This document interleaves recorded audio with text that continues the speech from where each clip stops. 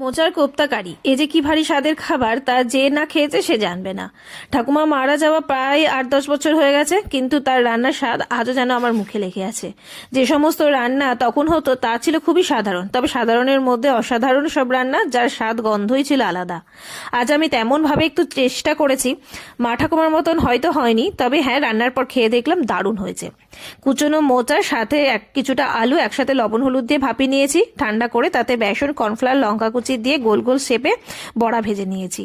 এটা এমনিই খাওয়া যায়, তবে হ্যাঁ আমি যেহেতু কোপ্তা কারি বানাবো তাই কিছু আলু ভেজেছি আর তার সঙ্গে মশলা কষাবো।